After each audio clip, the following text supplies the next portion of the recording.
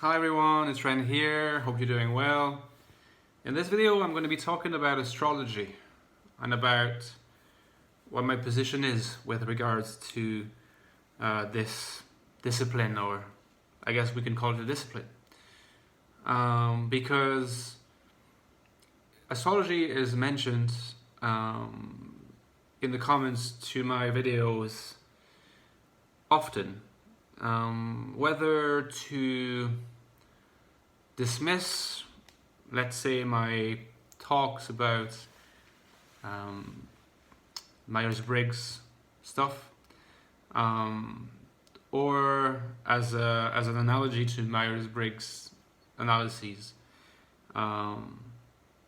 People that say, "Oh, yeah, I think Myers-Briggs is really useful. Astrology is also really good. Have you looked into it? Have you considered it as a possible additional tool to understand the personality of a person, different people?" And so here are my thoughts. Okay, my thoughts on the question have evolved a little bit over time. Partly because so many friends of mine, or so many people in my environment, seem to have an interest in astrology. Because I would say that whereas in the case of like, let's say, the Myers-Briggs model, I was initially skeptical and then progressively got to realize that there was some use to that model. Let's say that with astrology, I was always extremely skeptical. And I would say, in fact, something that I probably regret a bit now, that I was dismissive of it outwardly, as something completely irrational. And so here is the update, here's the update of my view now. Now the main difference between astrology and something like the Myers-Briggs model, in my opinion, is that purely in terms of the description of reality, if you consider that a theoretical model is supposed to perform, to some extent, a good representation of some section of reality, I think that Myers-Briggs, based on Carl Jung's work, does a good job of attempting to model the diversity and yet the connection between different personalities. And I've talked many times about how it does that. The fact that 16 types is actually a pretty good sort of in between the need for diversity and the need for theoretical parsimony, which makes it a very useful and easy to use tool for people, and partly explains its popularity. I'm not going to go into the limitations of the model. I've tackled them before. The thing about astrology is, in my opinion, if it describes reality, it doesn't describe reality in the same way. In fact, I'm not sure it describes reality, because, the main difference is that Myers-Briggs, being a model that is not bad at describing reality in a certain way for a certain section of it, it's possible to use it as a tool to make predictions about people's types, to use the data, the raw data of certain traits of people's behaviors, for instance, to predict other things about those people. So, like, I'll give you a very simple example. If you met my dad, let's say, and my dad, displayed FE, displayed what you believe to be FE and NI. Let's say maybe based on the video that you might have seen of me and my parents that I published a few days ago. Let's say that he displayed affection, and in some way you you understood, you grasped that that was a display of FE. I don't know if I said FI, but if I said FI, I meant FE. So he shows FE, and he shows NI, and let's say that the person who sees that predicts. Well, first of all, they analyze that, and they, using the model of MBTI, they categorize my dad as an ENFJ, and they say, given that he's most likely an ENFJ, there is this percentage of likelihood that he will also be someone who often suggests doing things together a lot, much more often than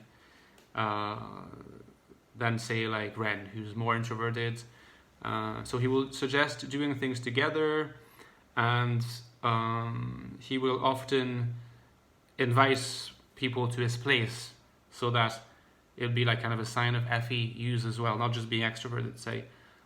Because FE users, ENFJs, often they like to organize things for other people. So, let's say you make a prediction, you say there's a certain likelihood that will happen. And you'll quickly notice that my dad does it.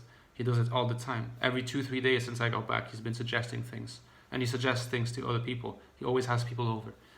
Now, if you had been in the presence of an extrovert of a different type, or of an I of a different type, you probably would have predicted something else. And in terms of percentage of likelihood, tendencies towards certain behavior, you probably would have been, like, if you've taken a mean of a spectrum of behaviors, you would have been sort of confirmed in making those predictions. And so that's why the model is useful. It's because it allows you to predict things about people based on observation of empirical data. Now, astrology, to come back to the topic of astrology,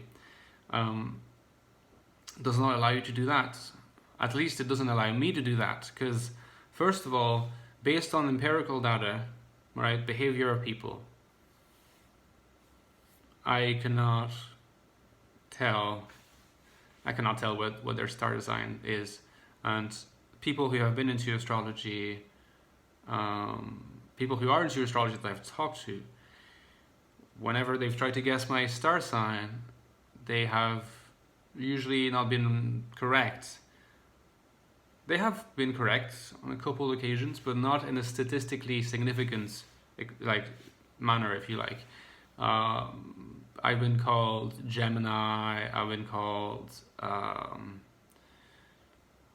what's the other one that I get sometimes? It's Gemini, and then there's another one. I can't remember. I think it's maybe it's like a water. I think it might be a water sign, but I can't remember which one it is. Anyway, so yeah, like there's those mistakes are made, and I make the same mistakes. And the thing is, people then would say, well, but that's because of your moon or of your ascendant. Doesn't change the fact that even regardless of like the most precise knowledge that I may have of the astrological model, if we can take it as a model, it doesn't seem to be sufficient to be able to, let alone make predictions, to tell like people's signs. Supposing that you're lucky and that you predict, that you identify a person's sign. Supposing someone's lucky and guesses that I'm Aries, I'll tell them, okay, so based on knowing this, and maybe I'll add, this is my ascendant, this is my moon. What can you predict? What do you think is the spectrum of my likely behaviors in the next year or something? What do you think that I'm likely to be likely to do, likely to show a proclivity towards? And, usually I'd hear things that are correct in a statistically insignificant manner, and things that are incorrect, and a lot of things that are just completely glossed over, forgotten. All right, so just the fact that sometimes I can be quite hesitant about certain things in certain contexts. I can be Sometimes I can be kind of a leader-ish type in specific contexts, but most of the time not. The way in which I relate to my anger, these different things. I mean, there'll be elements of truth in the whole like Aries depiction, but it will not be a systematic picture. Lots of elements will be missing. And so to me, it's impossible to actually make predictions. And that's enough for me to just not consider it a model that represents reality in the way that Myers-Briggs can represent reality. To the same extent, actually, I would say, I do not really use, and I've said this before, I do not really use the whole theory about shadow functions and like 1/7 function or 1/8 function in MBTI terms or socionics term or whatever, because I just find that vastly unreliable. You can see that easily by taking a cognitive functions test, taking several cognitive functions tests, comparing results and sharing them with people of your type, for instance, and you'll see that usually the first 3-4 functions, more or less, patterns are more or less similar. They're more or less the same, not always, but there are similar tendencies. But honestly, from the 4th function onwards, it's complete anarchy, and that doesn't mean that the people who took the test were completely wrong about what they answered. There is unreliability about these tests, but not complete unreliability. So honestly, to try to speak in terms of like the reliability of a person's type for the use of a function in the 7th slot, to me is kind of meaningless, to be honest, because it's impossible to predict. It's impossible to link to type. 3 functions are reasonably possible to model, but beyond that, I have found that it's not. So to me, that's enough to just say, okay, not using that. Now, regarding astrology, what I would say to conclude is I would still consider, first of all, I respect other points of view more than I used to, I hope. So that would be the first thing. And then the second thing I would say is, what I came to understand is, if there are so many people to whom astrology and things that are of an astrological nature, if there are so many people that it speaks to, that people who consider it useful, important, significant,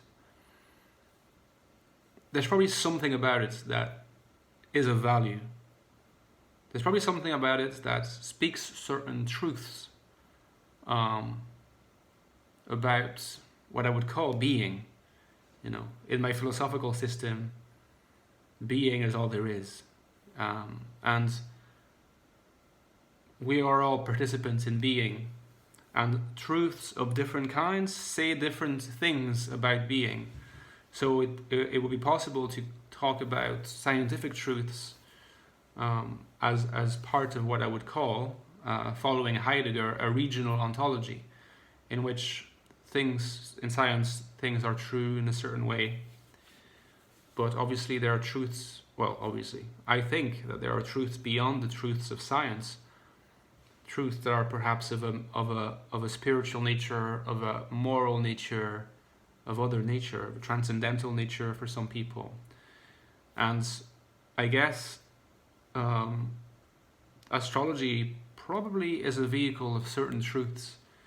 I'm not quite sure if I would call them, let's say, symbolic truths that are not to be taken literally, but mean something nonetheless. In the same way that, to me personally, I'm an agnostic from a religious point of view, but I think that that religious texts contain truths. It's interesting because I still need to dig into this concept of metaphorical truth in Dr. Peterson, whom I'm constantly mentioning these days, because I think that could be also related to Anai, this idea that like there is truth beyond the empirical truth, that is true in a different way, even though the extent of that truth, the question whether is it equivalent to the scientific truths or to the logical truths, Those questions are still to be answered, still to be elucidated, clarified by me and by other people. I don't think that's whatever truth astrology holds is on the same level as scientific truth or the truth of the Myers-Briggs model. Doesn't mean it's like an insignificant level of truth. I think it's maybe a qualitatively different truth. I'm still pondering the matter. I'm still trying to come to grips with what kind of truth it is. But certainly it does seem to be of a certain import in terms of being. So that was my view, and I would love it if you guys shared what you thought about astrology. Do you commit to it? Do you believe it? Are you a specialist? Are you skeptical? Please let me know in the comments. Okay guys, see you soon.